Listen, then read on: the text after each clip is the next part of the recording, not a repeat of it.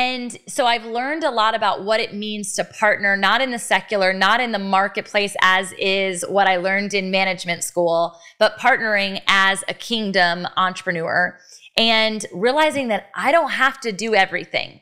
Find the person that does the thing that you need the gap filled with. Cultivate relationships, knowing, of course, that it's the faith-founded element, because that has always made the difference. And then say, okay, you can do this, I can do this. You're not actually swapping money at that point, which I think is really important to understand.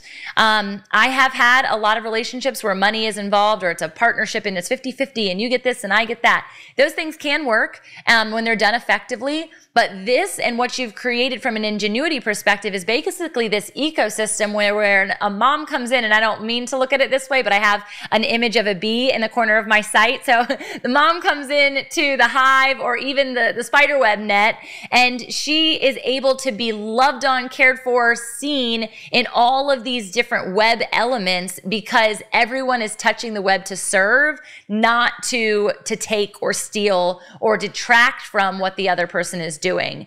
That's one of my favorite things about what Giving Words has established. Sure. Yeah, I really love that description as well. And we have so many partnerships, and it's just really, for me, it's just been thinking outside the box. Yeah. And so like a small example for me is the consignment shop model that we use. And so we could have easily went out and bought $100, Target gift cards, Walmart gift cards, or whatever. And it's like, here, go get clothes. Yeah. But we partner with these consignment shops, and we set up a Giving Words account, and then people in the community can donate to that Giving Words account. When those items sell, they fund the account, and then we're able to send our moms there with vouchers. And so I'm always looking at that national level. So like, where's a car dealer at?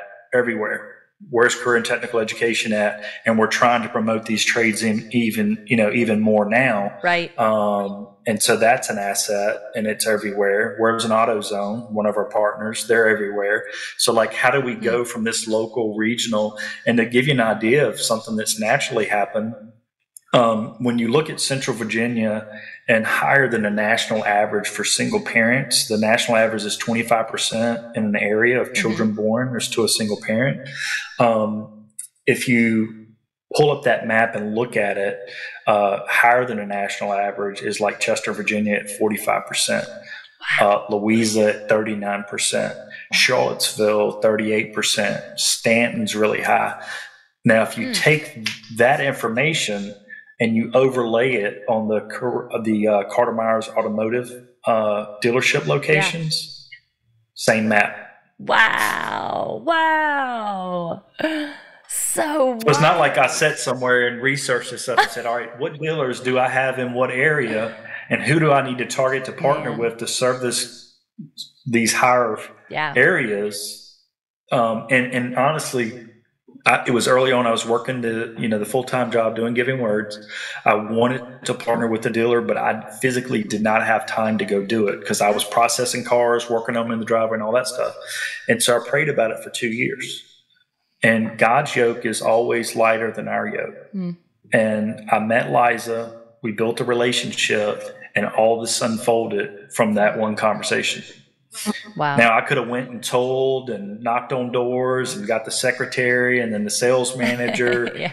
But, that's a long pathway. And so I could have done it in my own strength and wore myself completely out. But instead, I relied on the Lord. And that's really like with Giving Words, as we've hit these different growth steps, it's been having patience and relying on Him and His provision, because His timing is His timing, and trusting in that timing and not running ahead of it. Yeah. Woo.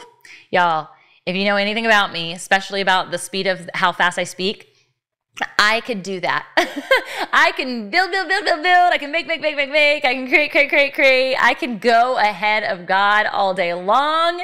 And He is constantly reminding me of that exact scripture and the element of rhythms of grace, and that I could never outrun God, right? Like He's always going to show up in the place that I run to, even in my stupidity and my eagerness, and He'll meet me there. And I'm so grateful for that. But what if what if we actually listened as a good daughter and a good son should out the gate, and we could inhibit ourselves from so much burnout, so much overwhelm, so much distraction, so many things that are going to break and things that are not going to work out simply by taking that pace now. And so I am saying this out of being in business for 5 years and just now learning this, okay? There are seasons where I have been, and the team that I even have established, the partners that I have even established cannot hang on. And you might, as a Enneagram 3, as a person who likes to achieve, as the person who is capable of doing something, you might think, it's on them. They can't handle it. That might be a red flag. That might be a, hey, if no one can run with you, you shouldn't run alone. Because I really believe God has already put, just like he did with the map of CMA, the technical schools, and that statistic, which is just mind-boggling to me, it's already been aligned for you. But if you're moving too fast, you would have never seen that. It would have never come to fruition because you wouldn't have taken the time. First off, you wouldn't have taken the time to pray. Let's just start there, right? Yep. That's what God's asking us to do. He wants us to pray, and you've been so diligent in that through this entire experience, even connected to your own story. And then, of course, the evolution with your daughter and granddaughter. I mean, there's just so much. It's so beautiful to see, to hear, to know. Do you have any other things that you want to share with the audience as far as like takeaways, and then also opportunities for them to get involved, even if they're in other states or countries, because that is where this podcast is listened to? Sure. Just so blessed and just thankful. When God can walk you through the healing of the pain that you're in, and you can come out the other side, and you get to that point of realizing this wasn't just for me. This was for a bigger purpose. And so if you take, me being a single dad, my mom's experience, and all those things culminated together, really centered in my heart. And then the thing that I always look at too is like the scripture that talks about God will give us the desires of our heart. And I remember reading that when I was young. I was like, oh, I want a red Porsche. He's going to give me a red Porsche. Maybe one day. You do have a lot of dealership friends. We're just putting that out there. Sure, absolutely. But, he really aligns us in our purpose day by day. And it's not like you just don't snap your fingers and all this stuff happens. Like for 10 years, I laid in the driveway and worked on cars and scratched my head going, like year 6, I'm like, Lord, why am I doing this? Yeah. And it's like, it's your training ground. You don't know what's coming. And so I think one of the biggest things for me that I take away from myself and I try to remember is that God has a plan, and he's working that plan out day by day, and to be faithful and continue to trust, because you don't know what that next day is going to look like.